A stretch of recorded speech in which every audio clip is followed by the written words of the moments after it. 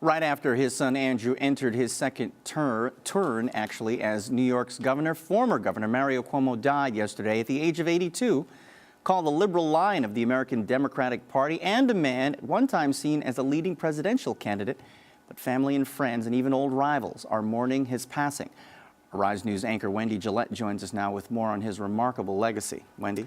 Gary, Mario Cuomo served as governor of New York for 3 terms in the 80s and 90s and became nationally known for his liberal views and strong speaking skills.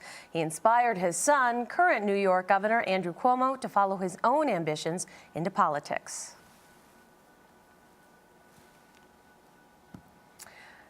And President Obama also called Andrew Cuomo yesterday to offer his condolences. He released a statement saying how much of a loss this is for the entire nation.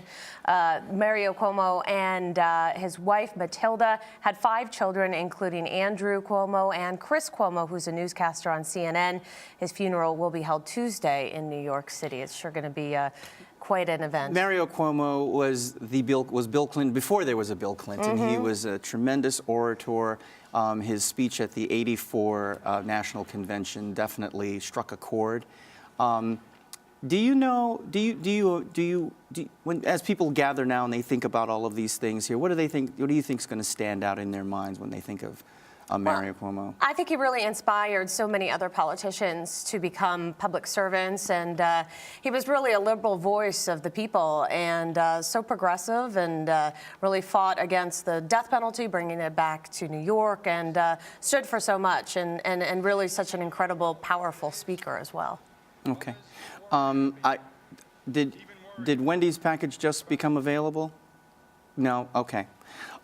So I guess the other question for you is, as you were putting this together, what are some of the sentiments that people are, coming together with? What are some of the things that people are saying? He was just such a great man. He was funny, funny with reporters. He would joke around with people, and but just such a powerful speaker and a great man. Really said what he stood for and was blunt at times, but definitely got the job done. Okay, Wendy Gillette, sorry for the technical difficulties. No problem, it's TV. But thank you very much. Now for a closer look at Governor Mario Cuomo's legacy, we turn to Bill Eimicke, who served as Governor Cuomo's deputy secretary. He joins us from Albany, where Mario Cuomo served 3 terms. Bill, governors come and go in America. They live and they die, and mainstream media doesn't talk about them or their passings. Why are we all talking about the legacy of Mario Cuomo today?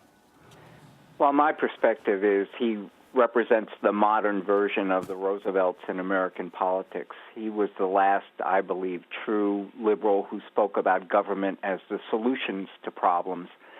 And if you think about it at the time, it was exactly the opposite message that Ronald Reagan, who was in his triumphancy at that time, was saying something quite different. That is, government was the source of most of our problems, and if we could only get rid of government, the world would be a better place.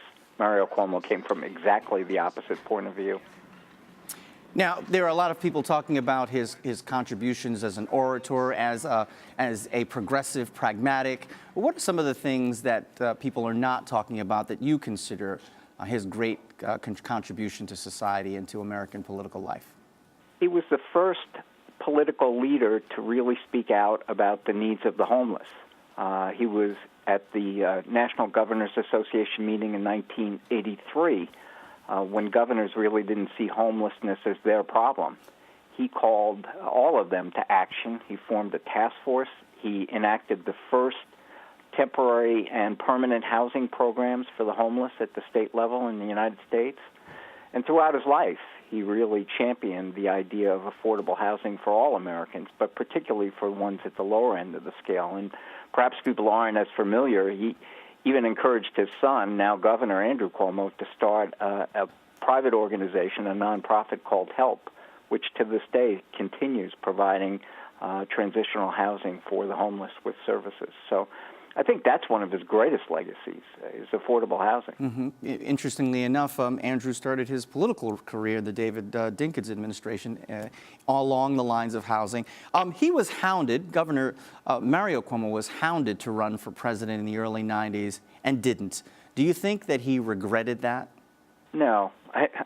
I don't think Mario Cuomo regretted too many things. He was a very strong-willed. He knew himself. I think, no one really knows except him. I think there were two reasons why he didn't run. One was his family. He knew national politics would be a grueling and sometimes really vicious activity. I don't think he wanted to put his family through that. And the other was, I don't think he really felt like he had the tools to do the job. I think he could have. I think he would have. But most specifically, he had really no foreign policy experience at all and hadn't traveled anywhere, really. So I think he felt like foreign policy was a big part of being president, and that wasn't something he knew very much about. Besides his children, who we know are driven individuals, who are some of the other political or social leaders who he mentored? Well, I think in a strange way, although he wasn't that young, Bill Clinton looked to Mario Cuomo for advice, for counsel. I think many local leaders throughout the state see him as still their champion. I do think in today's world, being what I would call a classic American liberal politician is something that most politicians run away from.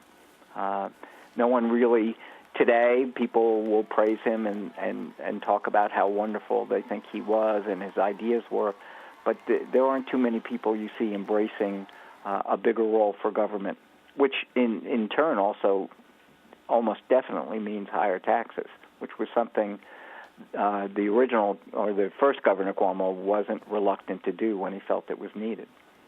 No politician talks about higher taxes today. Bill Eimicke, who was Deputy Secretary for now deceased Governor Mario Cuomo, thank you so much for your time, and my condolences to you and his other friends and his family here in New York. Thank you. He will be missed.